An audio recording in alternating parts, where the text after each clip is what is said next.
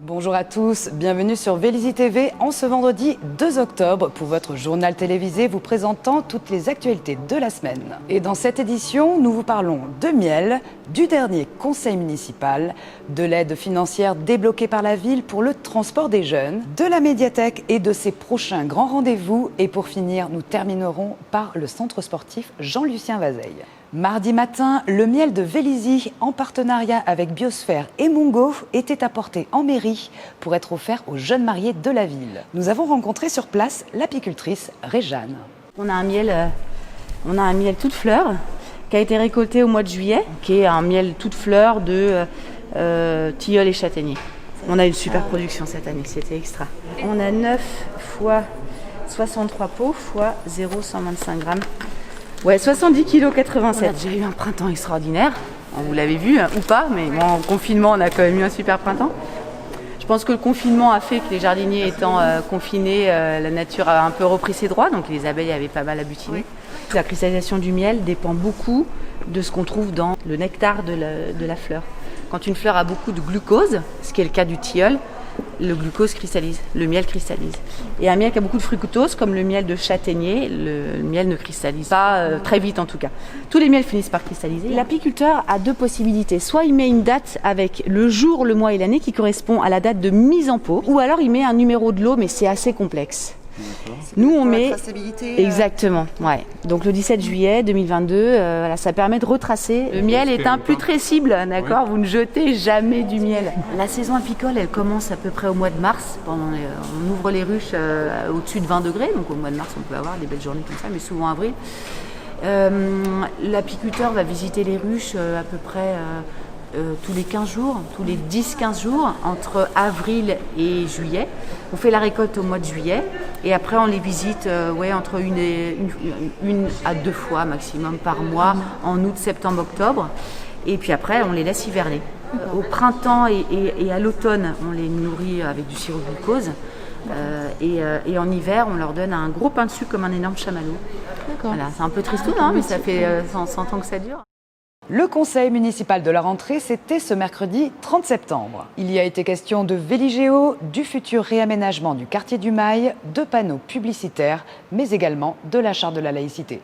Le point qui a accroché fort aujourd'hui, c'est le nouveau règlement intérieur où on supprime le droit d'expression aux oppositions, où il reste aujourd'hui 3 lignes, alors que la majorité a un droit de publication qui est 20 fois supérieur au nôtre. Ça, c'est le premier point. Le deuxième point, on supprime aussi nos clés de boîte aux lettres pour avoir une adresse à la mairie. On a une clé pour 3 personnes. Je trouve ça très mesquin, alors que nous avons voté 95% des délibérations aujourd'hui. Une où on accroche un petit peu, c'est le coût de la carte imaginaire, où je pense que la ville pourrait faire un effort supplémentaire pour baisser le coût de cette carte qui est aujourd'hui 250 € par famille et par enfant, où la ville pourrait faire un effort pour 50 000 € pour diviser ce coût par 2 simplement, puisqu'il y a à peu près que 400 enfants qui utilisent cette carte. Nous on a 3 points en fait qu'on souhaite remonter. En fait, c'est au niveau de la géothermie par exemple, on s'interroge toujours sur quelle va être la répartition des bénéfices de ce projet. Est-ce que ça va vraiment être les Vélizyens qui vont bénéficier ou les sociétés privées type NG ou autres? Après, le projet du MEL, c'est un projet qui est intéressant. Il va falloir voir comment ça se passe, mais il faut surtout impliquer les Vélizyens le plus tôt possible là-dedans. Et on est très soucieux de la concertation qui nous semble relativement insuffisante pour l'instant.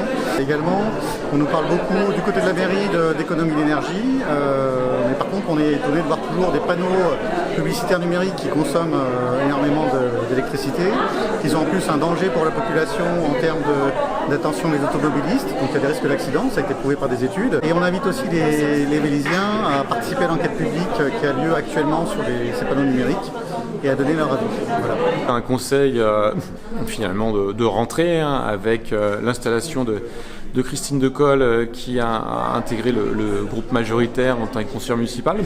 Et puis autrement, la continuité avec Véligéo qui devient de plus en plus présent sur la ville. Dans ce conseil, on a passé différentes délibérations qui vont permettre de transformer tout le réseau en basse pression pour que dès le mois d'octobre, tous les Vélizyens puissent avoir accès au chauffage par géothermie.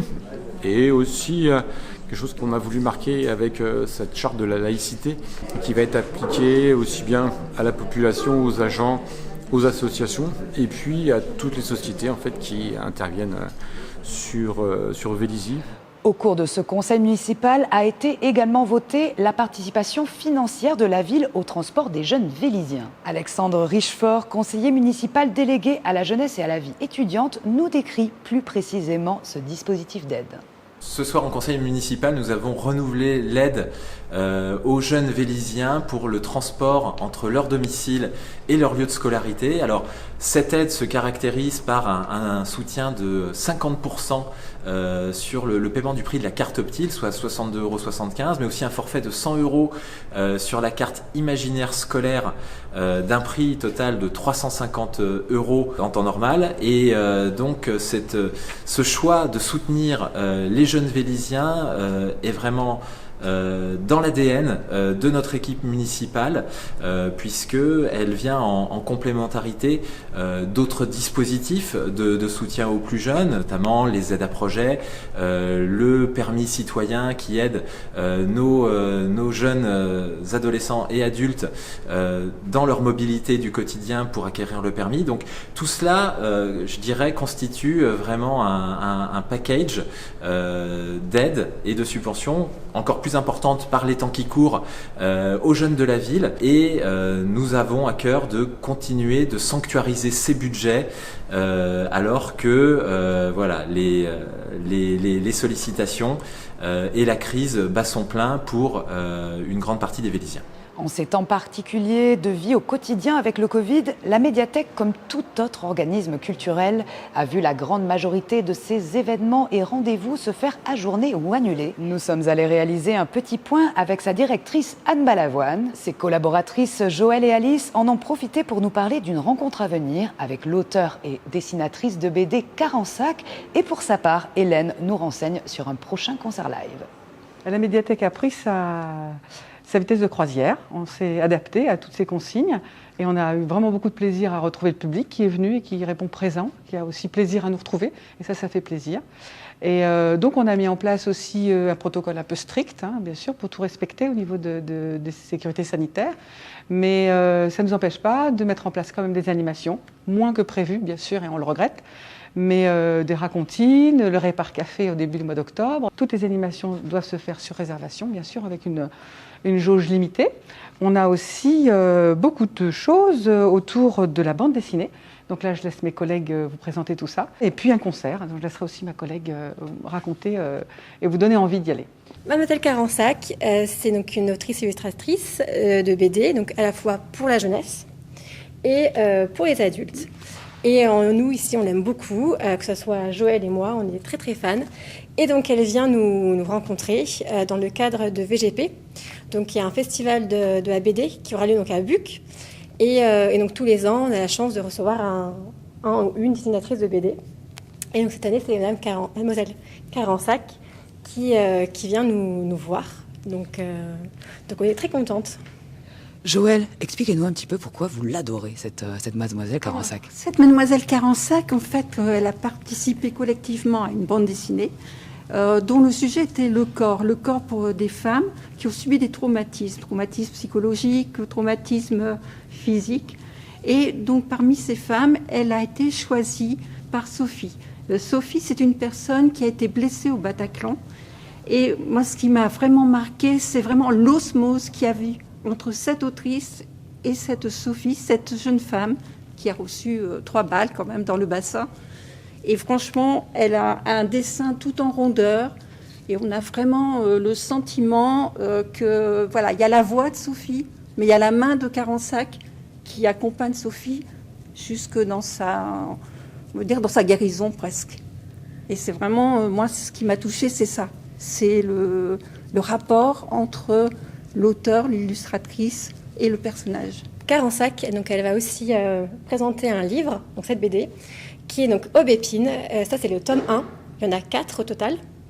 Et en fait, chaque tome, c'est sur une saison. Aubépine, c'est une fillette qui est intrépide, qui va vivre avec ses parents à la montagne.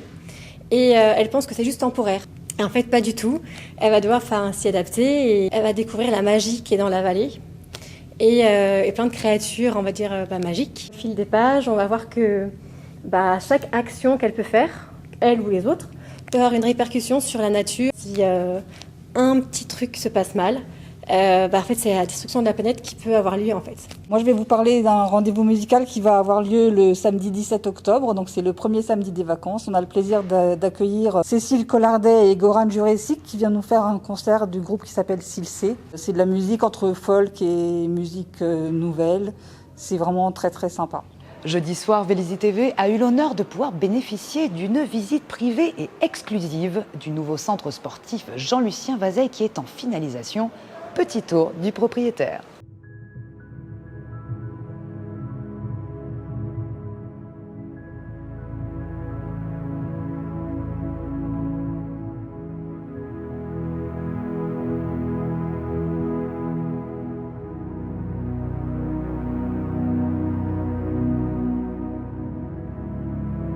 Bienvenue dans le nouvel équipement Vazeille. Comme on peut le voir, là on est vraiment sur les finitions.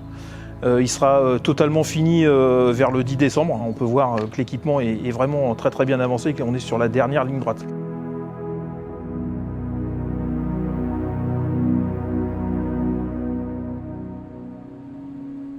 L'élément phare de cet équipement qui maintenant prend forme et qui va prendre aussi toute sa vie, c'est la rampe d'accès qui dessert du sous-sol au premier. On peut la voir dans toute sa splendeur et dans toute sa surface. Et puis on peut se rendre compte aussi de la vue que les gens pourront avoir et de l'extérieur et de l'intérieur. Tout est vitré, tout est lumineux, tout est ouvert et on n'a pas l'impression d'être dans un équipement fermé en fait.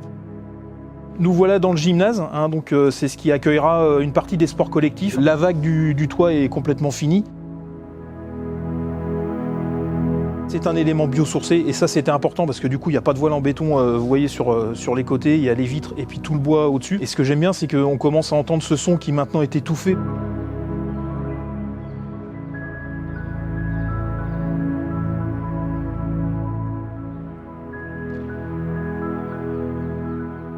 On est dans un des éléments phares du complexe, c'est le dojo. Donc comme vous pouvez le voir, en fait, là on a déjà commencé à déployer et à essayer les cloisons mobiles parce que le dojo peut se partitionner en fait. Où vous pouvez l'avoir sur son fonctionnement global et donc les cloisons mobiles qu'on voit une partie ici, une partie là et celles qui sont encore rangées dans leur renfoncement qui sont là, où on coupe le dojo en plusieurs salles pour pouvoir avoir plusieurs activités ou alors lors de compétitions. On range tout et du coup ça fait un dojo global pour pouvoir avoir plusieurs tatamis et pouvoir pratiquer une seule activité mais en compétition. Je voulais remercier d'abord le conseil municipal et puis son maire en particulier parce que c'était un projet qu'il a porté, qu'on a tous voulu et c'était pas gagné au départ. Il nous a quand même impulsé une énorme volonté pour le faire et on l'a suivi.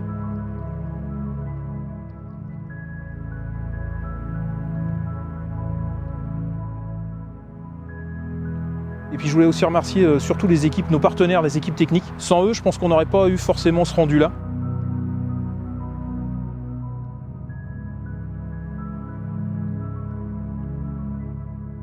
On est tous dans le conseil municipal fiers de cet objet qui maintenant va être rendu à tous les bénévoles qui vont pouvoir se l'accaparer et puis pratiquer leur activité favorite.